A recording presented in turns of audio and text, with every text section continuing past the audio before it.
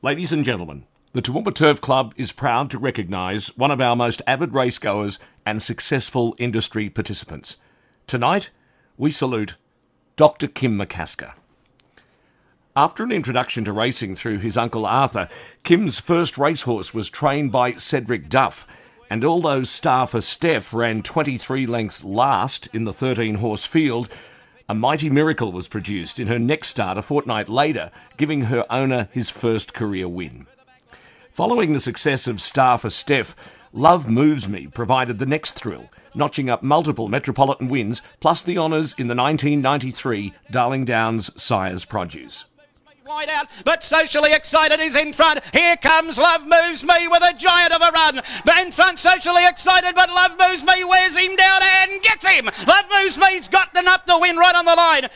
The successful association continued with trainer Rex Lipp when Call Me Pal recorded an effortless first start win at Clifford Park by 7 3/4 lengths with the late Lisa Francis on board. Around the corner now, High Tea the inside, Fiery Valiant goes up to it on the outside to tackle. Yes, Mar and Zephyr Fleet are coming into it, and look at Call Me Pal, it's coming right down the middle of the track. Call Me Pal, zoom down the outside, races to the lead, and it's all over. Past the 100 goes Call Me Pal, well clear. High Tea's going to get second, it'll be a Lip Quinella, Yes, Mar third, then Zephyr Fleet.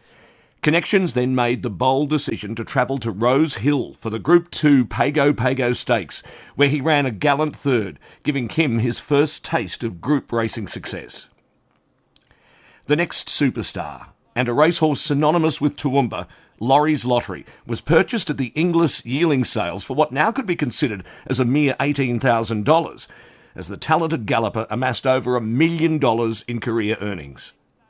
Laurie's Lottery kicked off his remarkable career by collecting the honours in Australia's first 2-year-old race of the season, the Hopeful Plate, here at Clifford Park in 1997. Behind them, Laurie's Lottery comes to the extreme outside and it makes its run. The leader, Strong Ace. Laurie's Lottery starting to wear it down on the outside, though. Laurie's Lottery raced up, grabs the lead. Laurie's Lottery raced to the lead from Strong Ace, and Laurie's Lottery is drawing away to win it brilliantly. Strong Ace gets second, third, maybe Red Heavy just a nose in front of Call Me Jan. Then came Montalina, Regal Darkness Weekend. Yeah, look, I never get tired of speaking about Laurie's Lottery. He came along to me as a young horse from the yearling sales at a time when I didn't have a lot in my stable. I was trying to get established in Toowoomba, and when Kim McCasker rang me and said that he's bought this yearling at the English sales in Sydney, I really didn't know what sort of a trip it was going to take us on.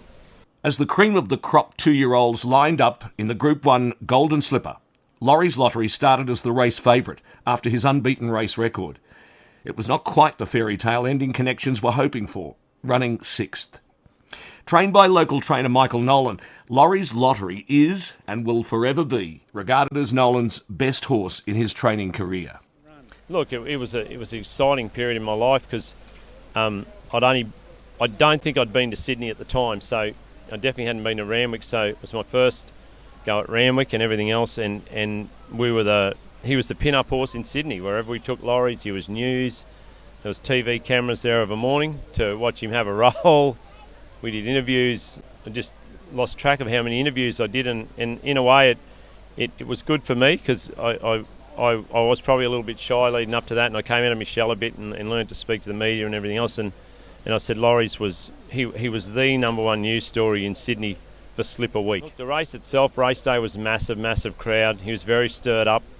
We had a TV crew in the stall next to us while we were saddling up.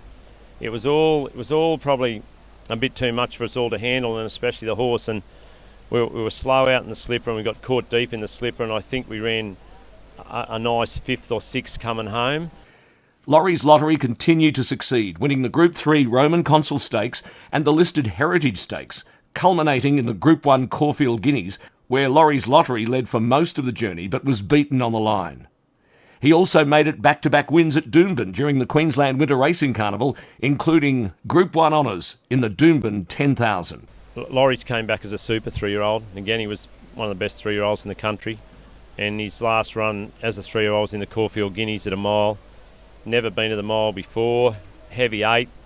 Jimmy took him to the front, and we just got run down on the line. And it was a massive effort because we didn't really expect to end up in a Group 1 Caulfield Guineas. Other memorable horses for Kim included Ken Con Khan, who won the listed Ascot Handicap, listed Marco Polo Handicap and listed Doomben Stakes. Bicuspid, who was a multiple Metropolitan winner and the Clifford Park 1,000 metre specialist. Bicuspid hit the front though at the 100. He got away again, Bicuspid. Oh, he's too good for them again. Bicuspid drew away from Straightwilder. Third home Killian, then Wait. Pocket My Pride, winner of 14 races, including the Rockhampton Newmarket. Injury-plagued Ra Ra Relenza, who won back-to-back Warwick Cups in 2005 and 2006 and was set to win the hat-trick in 2007 until the Cup meeting was moved due to the onset of equine influenza. Ra Ra Relenza down the centre of the track. Ra Ra Relenza went to the lead and Ra Ra Relenza. Finla Reed flew, got second, I think. Ensirio, winner of the 3-year-old Cutis Handicap on Magic Millions Day in 2005. Gold Rating, who was a multiple Metropolitan winner, including the Ipswich Mile Day and most recently Roma Cup winner, Tints, and 2015 Group 2 performer, Colin Lill. Hereafter takes the lead. Gas Burner's battling on, but Colin Lill too good. It wins. Tight second. Hereafter or Gas Burner. Extending his interest to thoroughbred breeding, this now breeder owner has a diverse portfolio of broodmares, as well as a shared interest in several stallions, now owning the winners he personally bred and taking much joy in the journey from conception to the winner's circle. He continues to give back to the industry and in particular served on the Toowoomba Turf Club Committee. 25 years on, and he continues to own an endless number of gallopers, notching up wins in the city while still supporting the country. An outstanding participant of Clifford Park, dedicating his passion and love to the thoroughbred industry. Kim McCasker, we applaud you and we salute you.